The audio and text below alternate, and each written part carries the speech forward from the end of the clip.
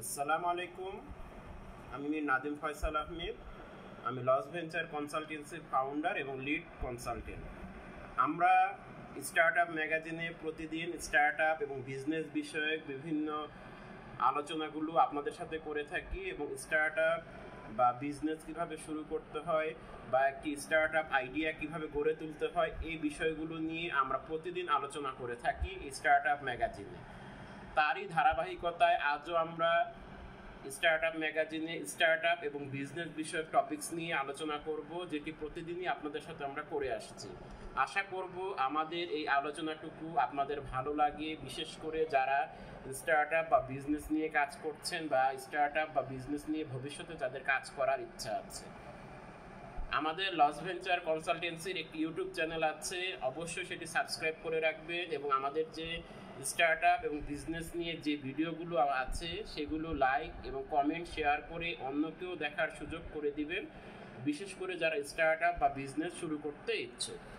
আজ আমরা start up ম্যাগাজিনে যে টপিকসটি নিয়ে আলোচনা করব সেটি হচ্ছে B2B বিজনেস বলতে আমরা কি বুঝি সেটি নিয়ে আলোচনা করব। আজ আমরা ফার্স্ট পার্ট নিয়ে আলোচনা করব, এটি নিয়ে আমরা আরও সেকেন্ড পার্ট আলোচনা করব পরবর্তী ভিডিওতে। আমরা প্রতিদিন এই যে স্টার্ট আপ নিয়ে আলোচনা করছি, আমাদের এই স্টার্ট আপ আলোচনা দেখে বা বুঝে অনেকেই স্টার্ট আপ শুরু করেছেন বা স্টার্ট আপ শুরু করবেন বলে চিন্তা করছেন। মনে রাখবেন, স্টার্ট আপ শুরু করার পূর্বে অবশ্যই আপনাকে রিসার্চ করে নিয়ে আইডিয়ার উপর ভালো করে গবেষণা করে নিয়ে তারপর আপনার সেই স্টার্ট আপ অবশ্যই শুরু করা উচিত। এখন যদি আপনি সেই আইডিয়ার উপরে রিসার্চ না করে আপনি স্টার্ট আপ শুরু করেন, দেখবেন সেখানে অনেক সময় অনেক কিছু বোঝা যায় না, সিদ্ধান্ত নেওয়া যায় না বা অনেক কিছু আইডিয়া করা যায় না। এগুলো কিন্তু শুধুমাত্র রিসার্চ না করার কারণে। আপনি যদি রিসার্চ করেন আপনার স্টার্ট আপের উপর বা আপনার যে এসএমই বিজনেসের উপর, তাহলে দেখবেন অনেক ডাটা আপনার কাছে চলে আসবে। এই ডাটাগুলো দেখে বুঝে শুনে আপনি সিদ্ধান্ত নিতে পারবেন। এখন আপনি যদি সেই ডাটাগুলো ভালো করে আপনি সংরক্ষণ করেন, তাহলে দেখবেন সেই ডাটার উপর বেস করে নিয়ে আপনি পরবর্তীতে আপনার স্টার্ট আপ বা বিজনেস শুরু করতে খুব ভালো হয়। আমরা জানি বিজনেস মডেল অনেক রকমের হয়, যেমন B2B, B2C, C2C, C2B।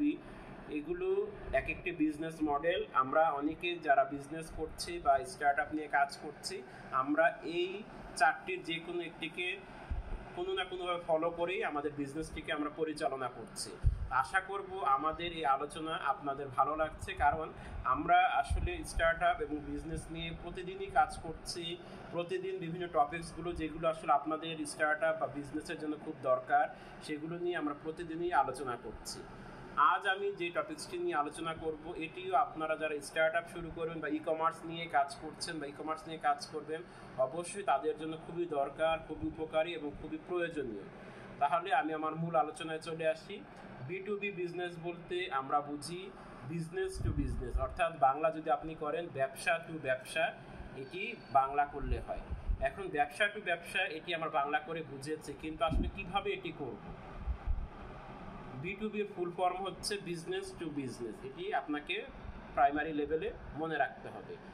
এটি সাধারণত আপনি কিভাবে করবেন আমি আজকে 2-3টা যদি এক্সাম্পল দিই, তাহলে আপনি জিনিসটি ক্লিয়ার হবে। আমরা এর সুবিধা অসুবিধাগুলো নিয়ে আবার পরবর্তী আরেকটি ভিডিওতে আলোচনা করব। আপনি যদি টি শার্ট বিক্রি করে থাকেন বা আপনার যদি টি শার্ট বিজনেস থাকে, তাহলে দেখবেন আপনি টি শার্টে বানাতে গেলে অনেক ধরনের ইনগ্রেডিয়েন্টস বা উপকরণ লাগে, সেগুলো আপনাকে আরেকজন বিজনেসম্যান সাপ্লাই দিচ্ছে। এই যখন আপনাকে আরেকজন বিজনেসম্যান সাপ্লাই দিচ্ছে বা আরেকজন আপনাকে সাপ্লাই দেয়, তখন নিশ্চয়ই আপনি তার থেকে কিনে সেই উপকরণগুলো আপনার বিজনেসে নিয়ে আসেন। এই যে দুইটি বিজনেসম্যানের মধ্যে যে এই যে আদান প্রদান, এই যে লেনদেন, এটি একটি B2B বিজনেসের একটি উদাহরণ। আরেকটি উদাহরণ যদি আমরা আলোচনা করে থাকি, সেটি হচ্ছে আপনি একটি কম্পিউটার বানাবেন বা আপনার একটি কম্পিউটার বানানোর প্রতিষ্ঠান আছে। সে একটি কম্পিউটার বানাতে গেলে অনেক ধরনের ইনগ্রেডিয়েন্টস লাগে, অনেক ধরনের যন্ত্রাংশ লাগে, অনেক ধরনের ছোটোখাটো অনেক যন্ত্রপাতি লাগে, সেই বা মেশিনারিজ লাগে। এগুলো আপনি নিজ থেকে সেগুলো যদি উৎপাদন না করেন, আপনি এগুলো বানাতে গেলে অবশ্যই অন্য কারো থেকে আপনাকে নিয়ে আসতে হবে। আরেকজন বিজনেসম্যান যিনি এগুলো বানাচ্ছে, তার থেকে আপনাকে এগুলো কিনে নিয়ে এসে আপনার ম্যানুফ্যাকচারিং করতে হবে এবং করে তারপর সেগুলো আপনি পরে বাজার বিক্রি করবেন। এই যে দুটি বিজনেসম্যানের ভিতর যে এই যে লেনদেন, এই যে তাদের ভিতরে যে এই যে আপনার বিজনেস চলমান আছে, এটিকে আমরা বলবো B2B বিজনেসের একটি উদাহরণ। আরেকটি উদাহরণ যদি আমি বলি, সেটি হচ্ছে আপনার বাসায় লিফট আছে। যদি আপনার বাসায় লিফট থেকে থাকে, একটি লিফট বানাতে গেলে অনেক ধরনের যন্ত্রাংশ লাগে, অনেক ধরনের মেশিনারিজ লাগে। এগুলো যিনি মেশিন বানায় তিনি যদি সেগুলো উৎপাদন না করে থাকেন, তাহলে তিনি আরেকজনের কাছ থেকে সেগুলো কিনে নিয়ে আসছে। যখন তিনি এগুলো আরেকজনের কাছ থেকে কিনে নিয়ে আসে বা আরেকজনের কাছ থেকে তিনি নিয়ে আসে, নিশ্চয়ই সেগুলো অন্য আরেকজন তার কলকারখানায় বানাচ্ছে বা উৎপাদন করছে, সেগুলো আপনি নিয়ে আসছেন আপনার কারখানায়। তারপর আপনি একটি লিফট বানাচ্ছেন। এই যে দুটো বিজনেসম্যানের ভিতর এই যে লেনদেন, এই যে বিজনেস মডেলটি, এটিকে আমরা বলবো B2B বিজনেস। আরেকটি যদি বলি, ধরেন আপনার একটি কাঠের কারখানা আছে, আপনি বিভিন্ন কাঠের জিনিসপত্র বানান, ফার্নিচার বানান। যে ফার্নিচার বানাতে গেলে যদি আপনার ওক কাঠের বানান, তাহলে আপনি ওক কাঠের উপকরণ আরেকজন বিজনেসম্যান থেকে নিয়ে আসবেন, নিয়ে এসে তারপর আপনি আপনার এই ওক কাঠের জিনিসপত্রগুলো তৈরি করে আপনি আপনার দোকানের মাধ্যমে সেল করছেন। এই যে দুটো বিজনেসম্যানের ভিতর এই যে একটি বিজনেস মডেল তৈরি হলো, এটিকে আমরা বলবো B2B বিজনেস।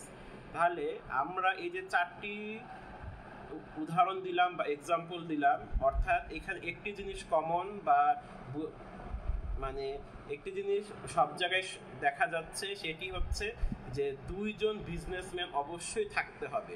দুইজন বিজনেসম্যান থেকে এই বিজনেস কার্যটি সম্পাদন করতে হবে, যার ফলশ্রুতিতে একটি বিজনেস মডেল তৈরি হবে, যেটিকে আমরা B2B বিজনেস মডেল বলে থাকি।